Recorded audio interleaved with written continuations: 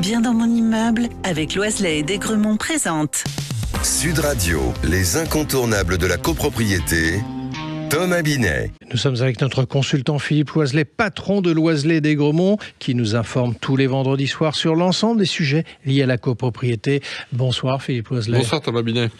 Lorsqu'on pense aux travaux dans une copropriété, on pense plutôt à ceux qui concernent l'ensemble des copropriétaires. Pourtant, il arrive que l'un ou l'autre veuille réaliser des travaux dans son seul appartement. C'est ce que nous allons examiner avec vous aujourd'hui, Philippe. Dans quelles conditions un copropriétaire peut-il entreprendre des travaux dans son appartement sans risque et dans quel cas une autorisation de l'Assemblée générale est-elle nécessaire ? La plupart des habitants d'une copropriété, un immeuble, ont tendance à penser qu'ils peuvent faire ce qu'ils veulent comme travaux chez eux. On pourrait effectivement penser que chacun fait ce qu'il veut chez lui, mais ce n'est pas totalement le cas. L'article 9 de la loi sur la copropriété nous dit que, ouvrez les guillemets, chaque copropriétaire use et jouit librement de ses parties privatives et des parties communes sous la condition de ne pas porter atteinte ni aux droits des autres copropriétaires ni à la destination de l'immeuble, fermez les guillemets. En bref, il fait ce qu'il veut chez lui tant que cela n'a pas d'influence chez les autres ou sur les parties communes ou l'aspect extérieur de l'immeuble. D'où la nécessité, lorsque l'on envisage d'effectuer des travaux dans un appartement, de se poser quelques questions. Alors justement, quelles sont ces questions qu'on doit se poser ? La première, est-ce que ces travaux vont modifier l'aspect extérieur de l'immeuble ? Par exemple, la fermeture d'une loggia, la création d'une fenêtre de toit, ou simplement changer ses volets, ou même simplement leur couleur. Parce que tous ces travaux impactent l'aspect extérieur de l'immeuble.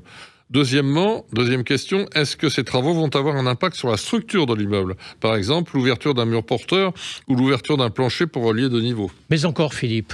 Troisièmement, que prévoit le règlement de copropriété en termes de travaux privatifs ?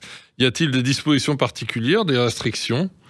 Quatrièmement, est-ce que ces travaux vont changer la destination de mon lot ? Par exemple, en transformant un local commercial en logement ? Eh bien, tous ces cas de figure impliquent la nécessité d'obtenir une autorisation préalable de l'Assemblée générale. Et comment préparer son dossier pour obtenir l'autorisation, Philippe ? Tout d'abord, vérifiez ce que dit le règlement de copropriété sur les travaux envisagés. Certaines copropriétés ont des règles très strictes. Deuxièmement, faites réaliser les démarches pour déterminer si les travaux envisagés nécessitent une autorisation de la mairie en plus de l'autorisation de la copropriété. Et il y a d'autres points ? Oui, troisième point, préparez des plans détaillés des travaux envisagés en indiquant clairement les modifications apportées, notamment les couleurs ou les matériaux envisagés. Et quatrièmement, obtenez des devis détaillés de la part d'entreprises qualifiées, ce qui permettra de donner une idée claire du coût des travaux. Bon, j'imagine qu'il y a des précautions à prendre dans ce genre de situation. Oui, bien sûr. Bien que ce ne soit pas obligatoire, je vous conseille de rédiger une notice explicative pour présenter l'objectif des travaux, les bénéfices attendus et les éventuelles nuisances temporaires pendant le chantier. Si les travaux sont complexes, il peut être judicieux de joindre une étude réalisée par un architecte ou un bureau d'études. Rédigez ensuite une demande par courrier recommandée que vous adresserez au syndic pour inscrire votre projet à l'ordre du jour de l'Assemblée générale.